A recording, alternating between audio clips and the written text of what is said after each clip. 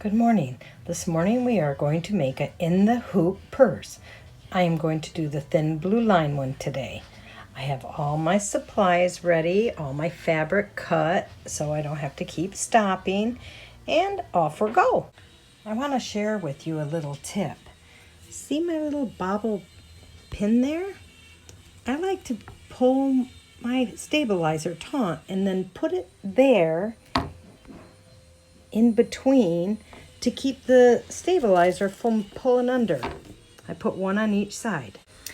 Okay, I have my design all loaded, my threads all there, and we are going to do the placement stitch. Okay, the placement stitch is stitched.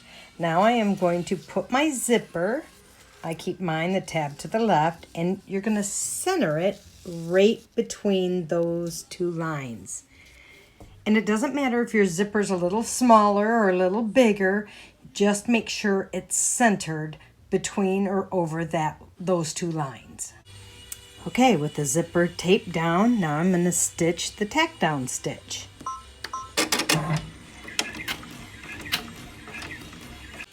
Okay, the zipper's tacked down. Now I'm going to put my bottom fabric. I am using vinyl. You would line your straight edge of your vinyl right up against the zipper. Now if you were using fabric, you would line your folded edge. See, there's the 1/2 inch folded over. You would line that up with the zipper. Take over to the machine and stitch in place. Okay, now it's going to be placement for the top part of the purse. Once again, if you're using fabric, the folded side down would go against the top of the zipper. However, I am using vinyl, so I will put my vinyl right up against the zipper, take over to the machine, and stitch down. At this point, the design on the actual purse front will stitch. We'll be back in a minute. Okay, the design is done. Now we're going to do the lining. So we're going to turn our hoop over, and the lining, which I already have pressed, has a 1/2 inch pressed edge, is going to go just above the zipper line, like so. And it goes on the back, as I said. Then you're going to tape it in place. On this particular one, I want an inside pocket. So I have my fabric cut and pressed in half, and it is going to go just below that. See the top edge just below that. And then I'm going to tape it all in place, put it back on the machine, and tack it down. Oh wait, back to the lining. One of the important things. See the extra inch here at the bottom? You have to have that extra inch there because that is what you're going to use to turn it right side out later. So make sure you have that extra inch down at the bottom. Okay, I did tack down the lining. Okay, now we're going to do the top lining. And once again, the folded edge goes just below the zipper line. Tape in place, return to the machine, and stitch. Okay, now that it's tacked down the top lining, it stitched the placement stitches for your purse handles. Mind you, you can have just one if you want. You can put 2 of them. You can put them over to the side. You can actually put these anywhere you want. However, I'm doing an actual purse, a hip bag, so I am going to center them both, making sure, well, that my hardware is inside the stitch lines, and I'm going to make sure they're both exactly the same distance from the edge.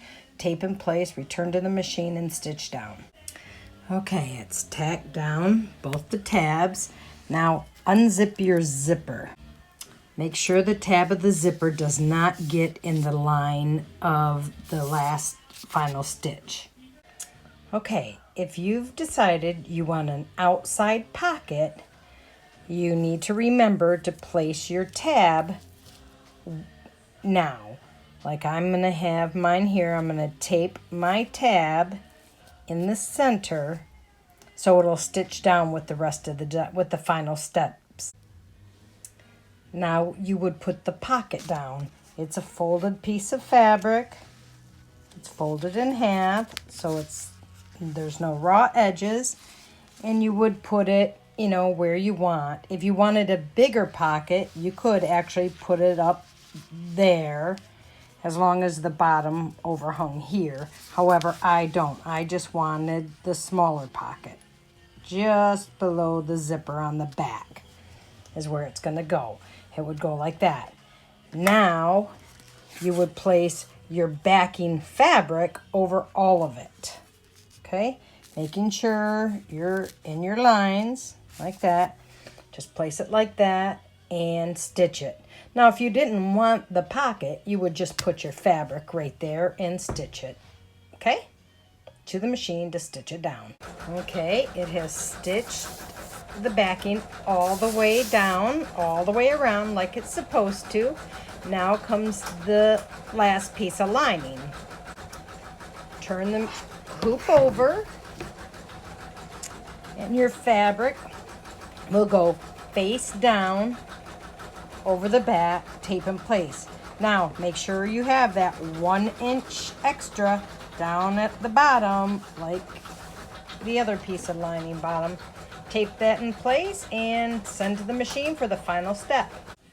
Okay, the design, the purse is completely finished, and you will notice at the back, the lining stitch did not stitch all the way along the bottom. That's the opening you're going to use when we flip it inside out. Right now we're going to take it out of the hoop and trim it around. If you use the stabilizer pins, don't forget to remove them and put them away. Now, when you trim all the way around the edges, but not the bottom where the opening is. Don't trim that yet, okay? Okay, you can see I've trimmed it all except for the bottom bit. Now I'm going to fold back my lining, and I'm going to trim that fabric, but not the lining. See, I've trimmed the underneath, but not the lining. Now I'm going to trim the lining. I'm going to cut in there and in there, and then trim off these ends. Okay?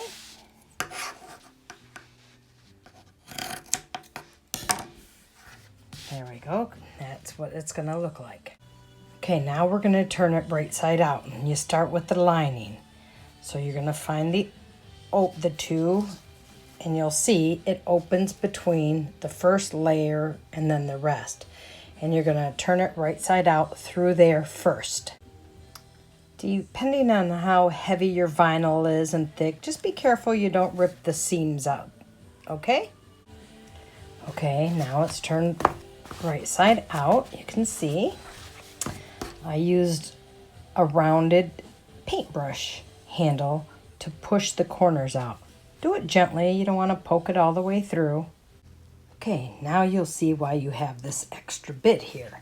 Now we're going to tuck it inside and sew or glue it. You can see the sew line. That's what you can sew, hand stitch up to or glue to, just so it's closed up. I opt to use glue to close mine.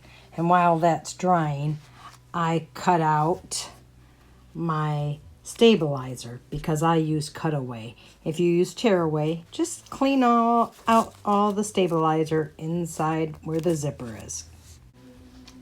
I actually use my applique scissors and just slide it down the zipper, and my cutaway comes right away. Now reach your fingers under there and unzip your zipper the rest of the way so you don't split it when you try to right side out it. I flipped the top first, and now I'll remove my clips and turn the bottom half right side out. Now when turning right side out, it is done through the zipper opening, obviously, okay? If you've put a back pocket on, make sure when you right side out it, you do it between the pocket and the design. Don't go in between there because it won't flip right. You need to make sure you're flipping where you see the actual stitch design. Okay, I've used my handy dandy paintbrush to press my corners out. Here's my inside pocket right there. Here's my outside pocket, and I will put a cam snap down here in a minute, but let me finish getting it all trimmed. I got a couple little stitches I need to trim here. When you're doing the back pocket, that's why I like to make that extra long, because you don't know exactly where you want it, or depending on what you're going to put in the pocket. And I like to fold that over so it's a little stronger when I put my snap tab on. Now, mind you, this one has all the bells and whistles. You know, it's got the back pocket like that, and it's got the inside pocket, which is optional. So, and there you have it.